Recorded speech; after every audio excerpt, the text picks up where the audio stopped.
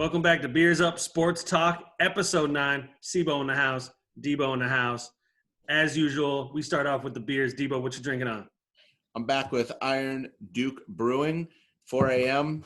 Got delivery this weekend on Saturday. Great system. Even got a sticker with it. Pretty excited. Beautiful. And what kind of beer is 4 a.m.? It's a New England style India Pale Ale.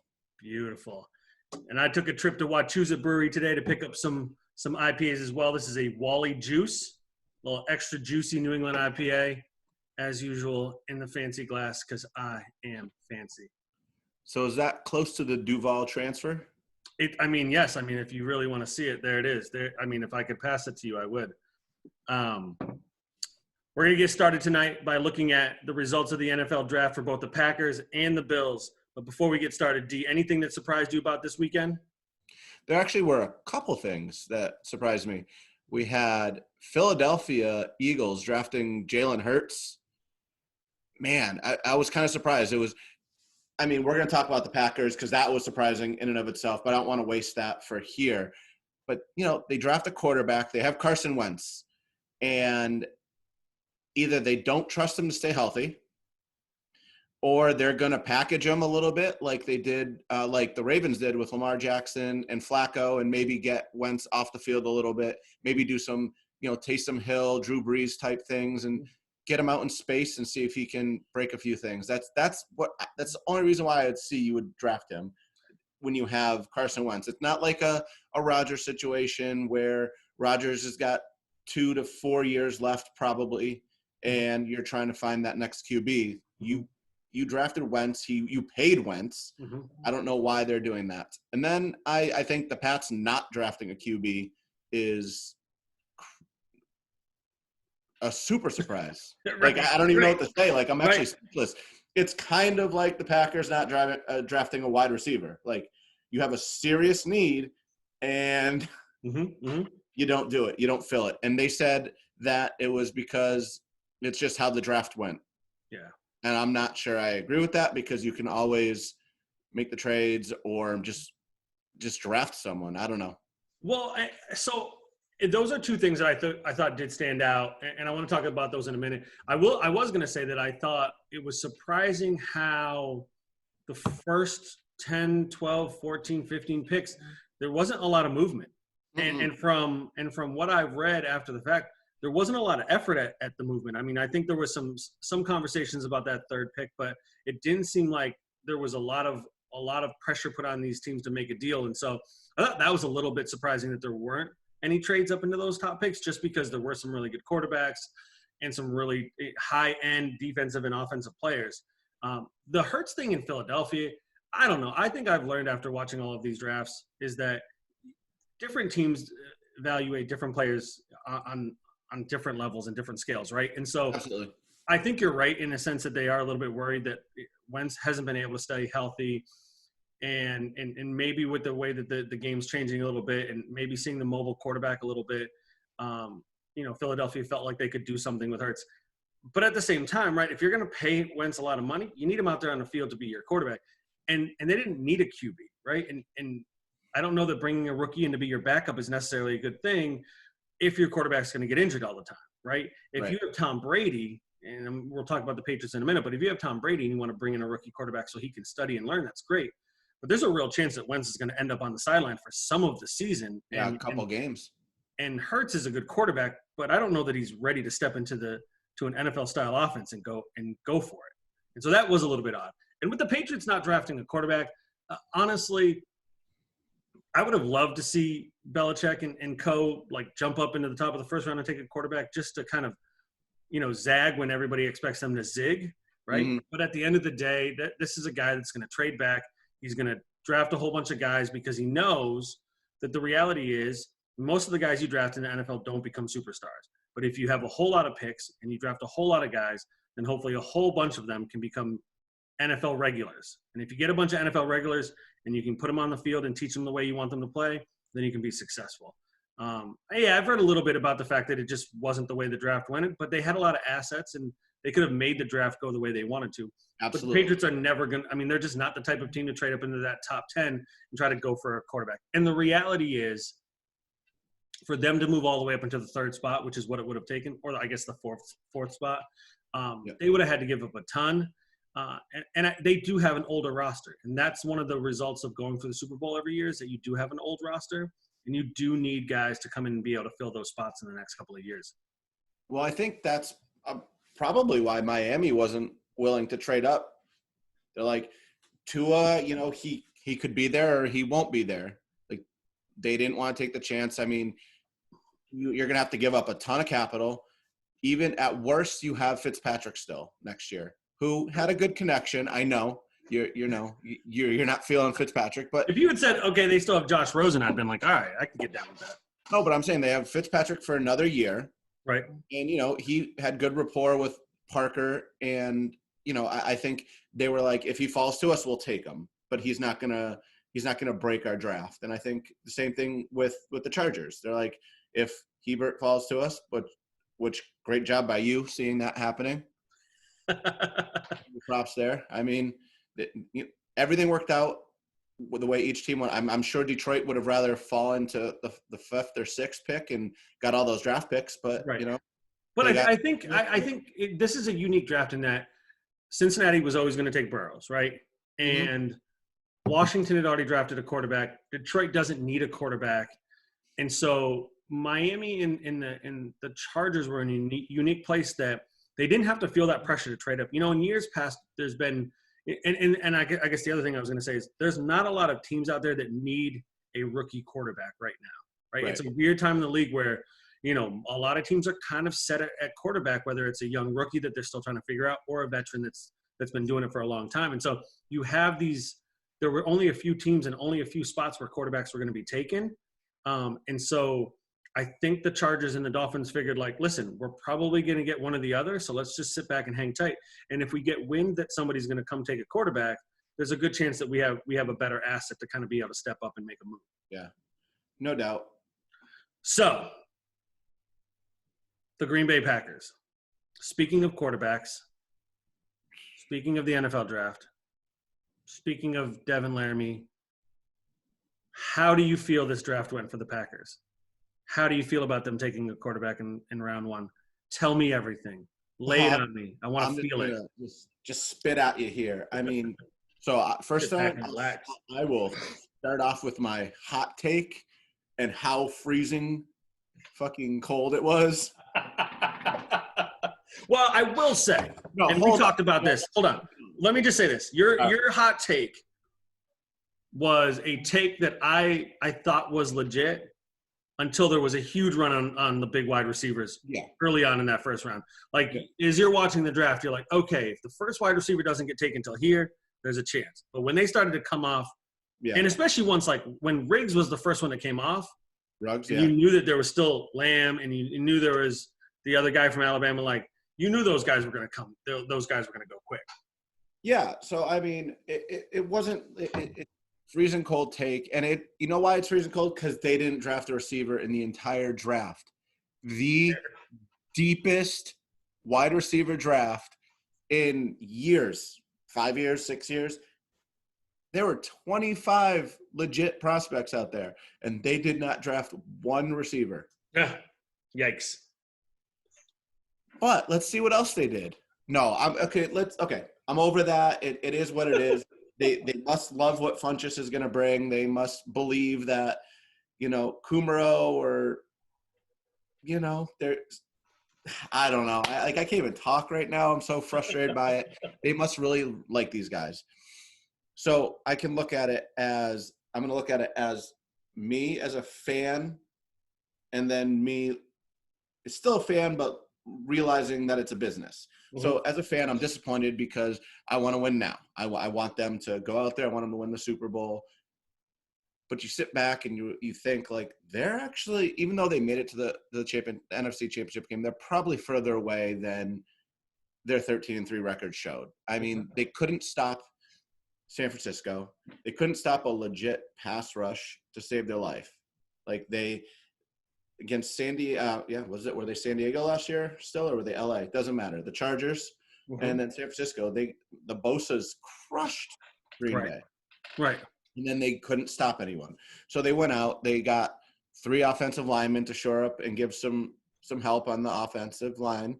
And then they got another pass rusher on the edge and a linebacker that, 5th round, Kamal Martin. Still wish they went after receiver there with KJ Hill on the board. But, can I tell you that Kamal Martin, this linebacker that we're going to be starting in the NFL or, will be playing in the NFL, committed to East Michigan as a quarterback? If it's not Cam Newton, probably not the best quarterback you could have. He also missed 5 games with a knee injury last year. So, we got Kirksey, who missed last season with a knee injury, and now our other inside linebacker. I mean, maybe if he played all those games, he might have been like a 3rd-round draft pick. Maybe he's a diamond in the rough. Hey, maybe. Yeah. So we'll go with the first 3 rounds. I was going to say, why are you dodging that 1st-round pick? What are you – We'll go with that one last. Josiah Degura, tight end. Tight end, yes. An offensive weapon. It is an offensive weapon. Pass catcher, from what they say, they want to use him like Kyle Juszczyk. So maybe a little fullback action coming out of the backfield. And then maybe in the slot a little bit. So, again, great. I thought that's what we were going to do with Jay Sternberger. And, they talked so high on him. So now we have 2 tight ends that are the same type of player plus Mercedes Lewis. Patriots, Circa, Hernandez, Gronk. It's just like they're doing that.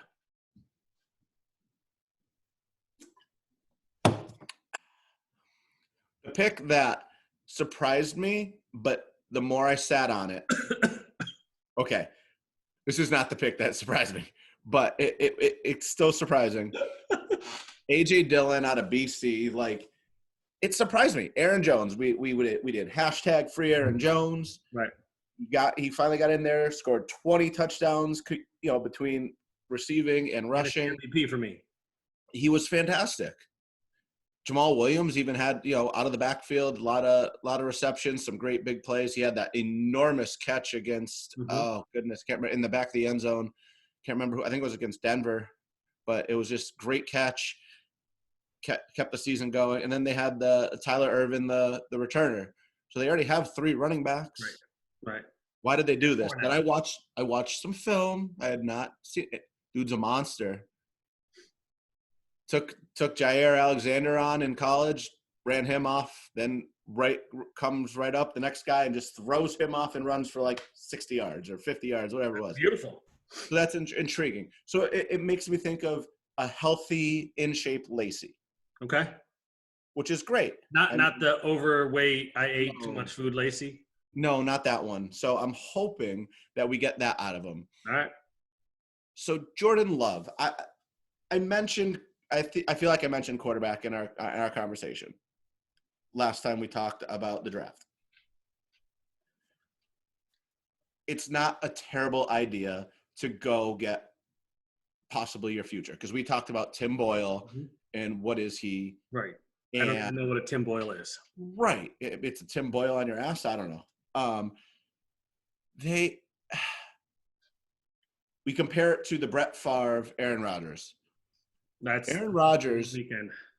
Aaron Rodgers was expected to be a 1st or 2nd draft pick, period. Never mind 1st or 2nd rounder. Right. San Francisco went Alex Smith, and then Rodgers kept falling. And at some point, someone had to take him, and they got him in the 20s. Got Jordan Love in the 20s.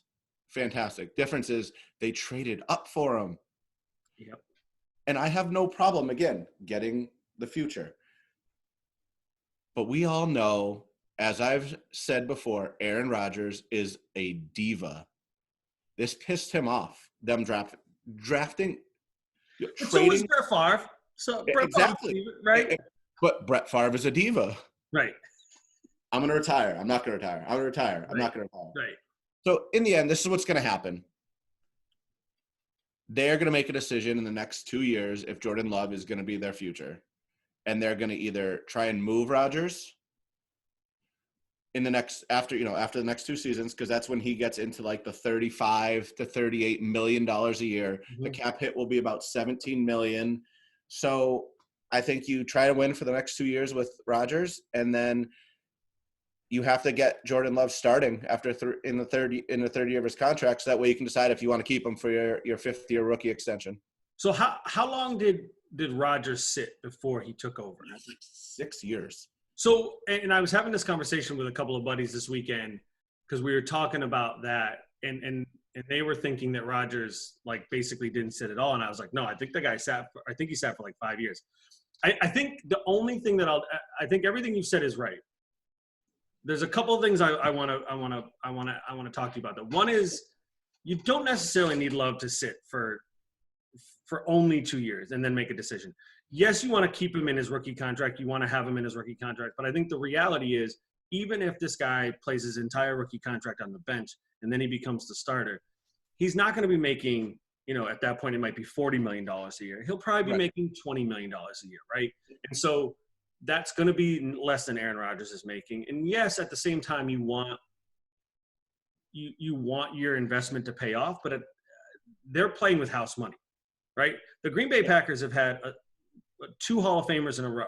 There's not a lot of teams that could ever say that. And they're just playing with house money. And I think the point they must have made, or their front office must have thought, is like, look, this is the guy we like the most in this draft. Let's go get him. He can sit for as long as we need him to sit under Aaron Rodgers. He's kind of this new wave quarterback in the NFL. He can run, he can throw. I've heard that he has some of the best mechanics out of this rookie class. And so my guess is they just said, like, what's the worst that's going to happen? Like, Aaron Rodgers gets pissed off. Okay, Aaron Rodgers is always pissed off. Like, the guy's always annoyed. Someone doesn't catch a ball, he's blaming everybody in the world. So, like, it's not going to change the way Aaron Rodgers feels. If they went out and drafted 4 wide receivers, he'd have found a way to get pissed off anyway. And so, like, for you as a fan, I think it's great because there's a good chance you might have found your quarterback of the future, and you still have a Hall of Fame quarterback who's still really fucking good. Right. Like, I mean, when it originally happened, I was irritated. Like, why are we not doing something to win now? And, it's not always about that. It should be, but there's sometimes it's the right call. Again, I think the trading up to do it is frustrating because you lose an extra pick, like in the 4th round, that could have went to a receiver or another, linebacker that didn't. You really want. Maybe there's a free agent or a trade to be made. Who knows, D? Yeah. You never know. That OBJ is still out there, right? Right. Though I heard he's not going to be traded. So I will say this though. A lot of what you've said, and again, we have long been Bills and Packers fans. Yep. And the Packers have, for the most part, been very good, and the Bills, for the most part, have been very bad. Yep. When you say, I understand the business side of it, like the only thing I want to say is, you can get the hell out of my face. Like, you should always be trying to win, because the business side is, if you win a Super Bowl, you get a whole bunch of money. If you're in playoff games, you get a whole bunch of money. And I would love, once in the last 20 years, for my team to have been going for it and trying to win it all, right? And again, I think the Bills are moving in that direction, but like the idea of, like, as a fan, like being like, oh yeah, like, let's draft the quarterback of the future. Like, I'd be rip shit right now. I'd be through the roof. And I think you kind of are, but you're keeping it together because you're better than me. Well, I'm trying to keep it together because, like, who gives a shit what the front office thinks about the future? Like, if I'm a fan, like, you just had a chance to get a top wide receiver. You could get CeeDee Lamb and one of these other guys, and instead you've got a quarterback. Yeah, Aaron Rodgers is pissed, but as a fan, I'd be super pissed because I'd be thinking, listen, are we trying to win? Yes, maybe you aren't as good as the 13-3 record is, but you were still 13-3 last year. And maybe your front office thinks, like, all we need to do is tinker a little bit to be better. But, like, how about a wide receiver that can be there for the next 5 years as Aaron Rodgers goes off into his twilight? Yeah, and and I alluded to it a little bit on when I went live real quick. Right. I think you're gonna see Rodgers come out pissed, chip on his shoulder, and maybe that's what they wanted to see. That's I didn't get drafted as the number 1 overall pick. I got this chip, and maybe he comes out and says, "Now you're gonna pay me that $40 million because you're gonna want to keep me around for the next 4 years." No, right, and again, I think the reality is, I don't think he's going anywhere. I think he's around for the next 4 or 5 years. I think the Packers are just playing with house money. Like, they're just fucking around at this point. When they could have gone out and got a wide receiver, they could have went out and surrounded him with a bunch of talent. Instead, they went out and drafted a third running back and a quarterback of the future. It's just kind of weird. And like, I love your analysis on it, and I think you're spot on. And I think you can point to all the positives in the world. But if we were one game away from the Super Bowl, I'd be like, what are we doing to get to the Super Bowl? Right. And I don't think a third running back and a backup quarterback is the way to go. I mean, I think they drafted him to not be the third running back, but correct. He is. I think you're going to see a little bit of the. It's probably actually a really bad comparison. I was going to say like a Derrick Henry, Deion Lewis, but Aaron Jones is a lot better than Deion Lewis. Right. But I think you're gonna see a lot more of like him, Dylan, and Jones on the field at the same time, where Jones will run out in motion, and you're going to see a lot more passes to running backs this year. And I think that's where they're going to go with it. Right. And and maybe Funchess is just enough. And I can't believe. I mean, he's my namesake, so he's going to be mad nice. There it is. Speaking of quarterback controversy, the Bills went out and drafted Jake Fromm to compete against Josh Allen. Yes. I mean, it made sense because they need someone to throw the ball to Diggs because Josh Allen can't complete any passes because he's what? Shots 55%. fired. Shots fired. No, I mean, I get it. You need the players that might fit in your scheme.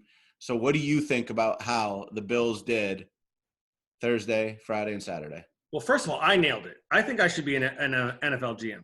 I said we needed a running back. I said we needed an edge. I said we needed cornerbacks. And I said we needed wide receivers. And I said in the first 2 rounds, we're either going to take an edge and a running back or running back and an edge. And what did we do? Exactly what I said. So hats off to me. Overall, I thought they did exactly what they needed to do. And I will say I was a little bit – I thought the first 2 rounds they nailed it, right? So they didn't have a first-round pick. That went to Diggs. In the second round, they drafted A.J. Epinesa out of Iowa. Loved that pick. And I really like that. Talent. He's not flashy, but he's technical. He's solid. He's going to be able to slide into that Shaq Lawson spot.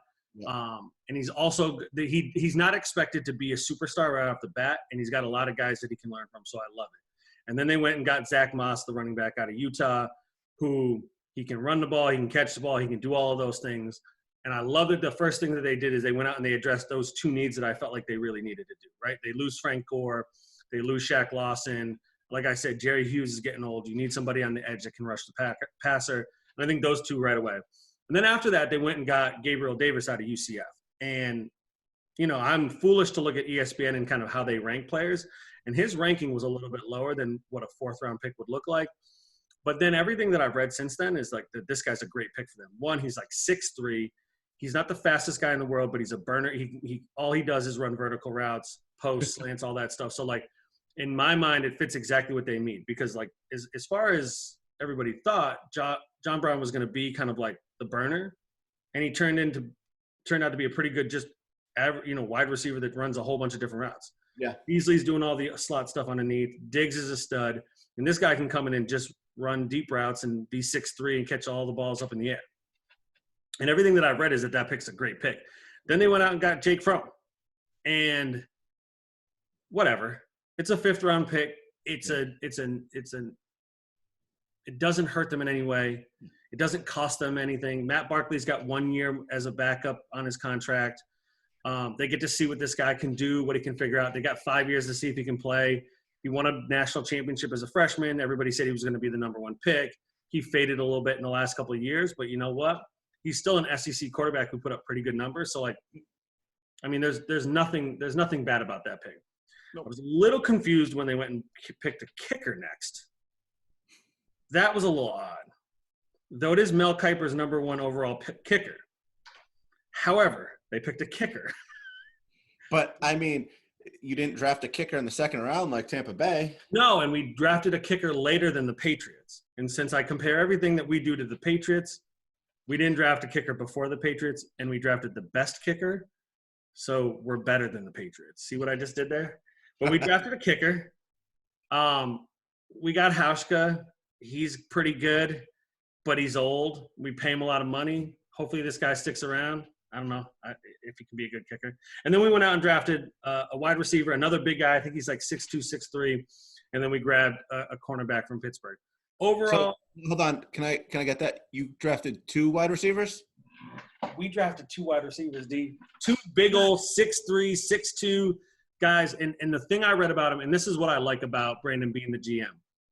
And I know I could have just thrown shade on Green Bay, but I deflected back to the Bills. What I like about Bean is when he drafts guys, there seems to be a purpose. Both of these guys, everything that the scout said about them is they have great hands. So they're guys that can catch the ball. They might not be the best route runners. They might not be the fastest guys on the field.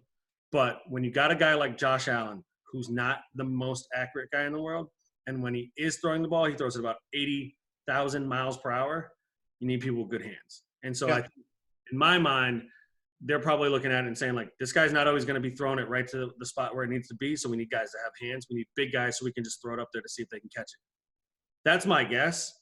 You know, you could have an exquisite route runner, but if Josh Allen can't put it there, it's not going to help.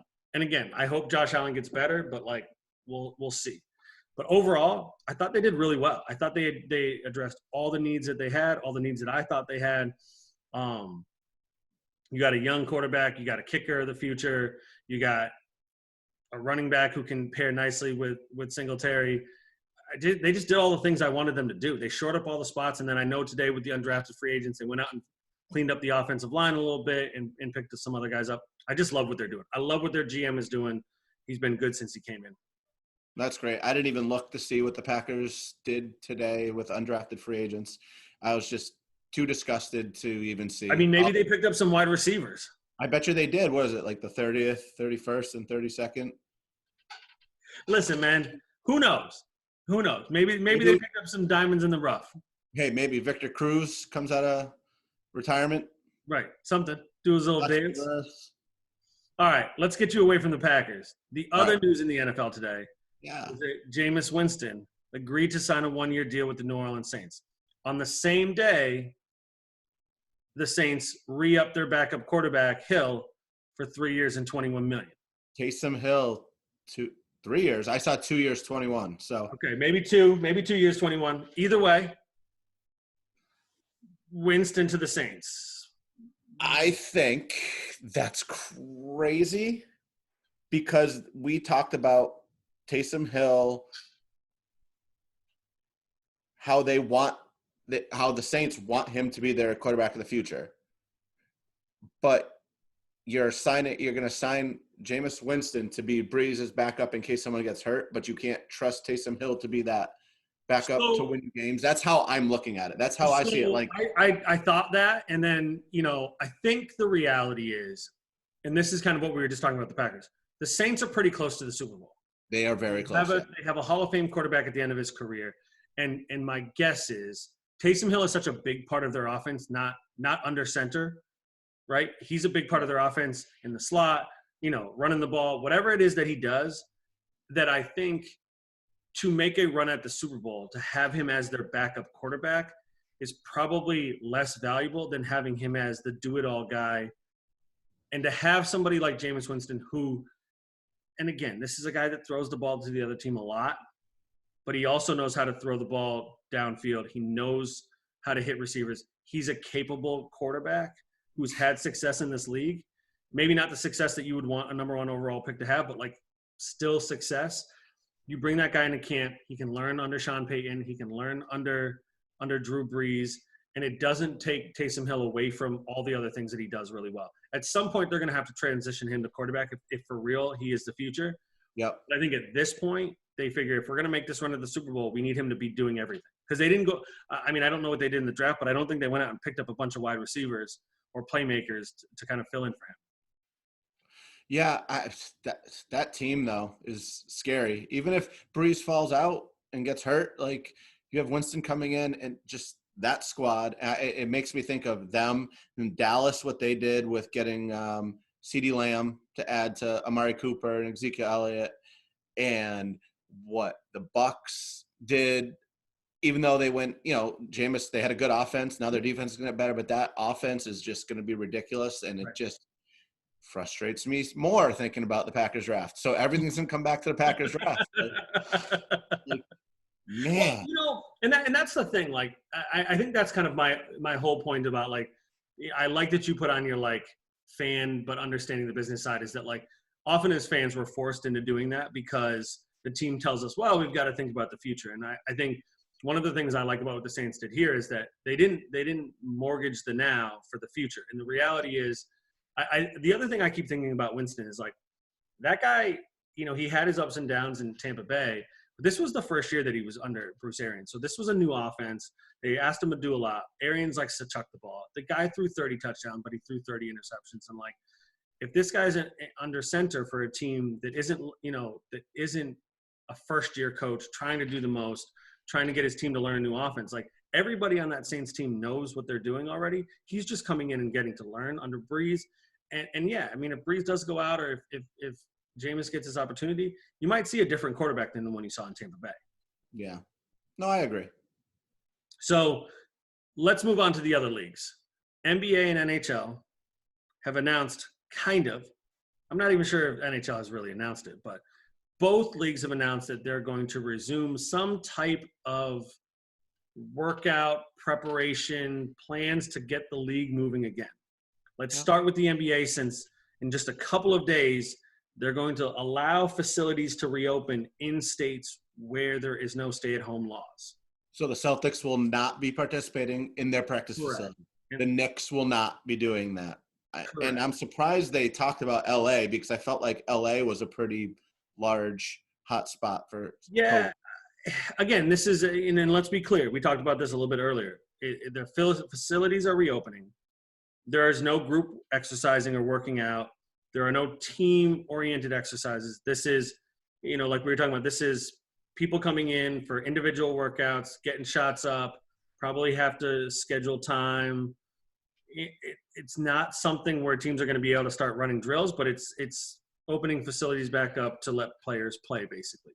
What I do like is I think they're making it possible for everyone to have access, and not allowing just the team that facility is in to go to that practice that practice facility. So, like, if a Celtic player lives in Houston and that facility is open, they can go shoot around for whatever. My guess is they'll probably do some kind of schedule where you get an hour, but you have to leave, you have to leave 5 minutes before the end of your hour, so that way the next you leave out this door, you go in this door. Yeah. Right. And that's the thing, like, and what we don't know about COVID-19 is the most jarring thing of this whole thing, and we don't know when things are going to get better. We hope that they're going to get better sooner rather than later. I do like the fact that they're opening up facilities, but they're not saying, hey, let's go full tilt, or not even that they're even saying, like, let's bring the team together. This is literally just an opportunity for players to get some shots up in a gym. There'll probably be one or two other people there to kind of get them ready to play, get them healthy, and then they'll be on their way. So, I mean, I don't know. I think it's a good thing. I hope it doesn't turn into something it shouldn't be, like all of a sudden we find out that people are playing 3-on-3 and there's people on the sidelines and stuff like that. But who knows? Yeah. Yeah. The NHL has announced that on June 1st. Well, actually, let me back up. No, let me not say that the NHL has announced, because they haven't.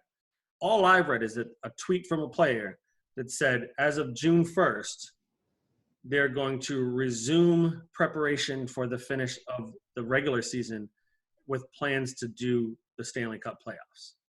Thoughts on that? Gary Bettman, the commissioner of the NHL, actually said that he was planning a 4-arena plan to open the season back up, do something like 3 games a day. The Carolina Hurricanes, the Edmonton Oilers, and Minnesota Wild right now are 3 of the 4 that they're discussing, because they're not in big hotspots for COVID. And then they said that they would not entertain the idea of even bringing fans back in until government leaders and the medical field actually says, let's start doing this. And, I think we've talked about it before, like, you're not going to see the 15,000 people. Maybe you'll see 6,000 to start, and then it'll go up as they go. And then, they want to do a little bit more of the regular season to get everyone get their legs back, and then do a full playoffs. So I think they've been the most quiet, I think, of all the leagues, because I think they're just working on it and trying to figure out what's the best fit for them. Mm-hmm. And I hope it works. I'm sorry. I'm starting to get itchy. I'm ready to have something back on there, and because WWE is not doing it. I haven't watched it since WrestleMania. It's just because at least it's sports. They're reacting naturally. Like they're not reacting naturally in WWE. And when there's no one to respond to your freak out, like it's not like, at least there's teammates in sports. They're still going to be happy. They're going to, maybe instead of high fives, they might give some elbow daps or something, or they might dance, to celebrate. But like, I'm ready. So let's do it. Well, in hockey, they wear gloves, so they'll be able to high five. There you go. I mean, again, so we're about a month out from that June 1st date, right? Yeah. And so, I mean, I guess my biggest questions are the logistics of all of it. Well, the logistics, right. So the logistics aside, like throw that to the side. These players are going to all come together and train in the same space then. And that's a little worrisome. Obviously, the overarching ideas of like how often these players are going to get tested, who's interacting with them, are the people that the trainers and the people that are by their side all the time, are those people going to be going home, going out, interacting with people? Are they getting tested? But one of the things that like I'm not really sure of is, so they talked about a lot of the European players, right? They're over in Europe, they're quarantined. Those guys are going to have to come over here, and I assume quarantine for at least 14 days. So those guys got to get over here now. Yeah, I think that what I read is they're going to start bringing them over. Are they coming? They're going to have to make sure that they're in places where they can get to the United States, or they can get to Canada if Edmonton is one of the places. Are they going to be allowed into those places? And then when they get there, where are they going to quarantine? They're going to have to probably, I assume, be in a hotel somewhere. And it's just like, to me, and I'm sure this stuff has already been thought out. I'm not in any rooms with these people having these meetings, but like, it just seems like a month is a short period of time to take however many hundreds of players, get them into 4 places, keep them away from the rest of the world in those places, and get them ready to play games. And the getting them ready for play games is the least of my concern. And even though those places aren't necessarily hot spots, there are still going to be people there that are sick. And so I assume like they're going to be in a hotel where no one else is staying. They're not going to be able to leave that hotel.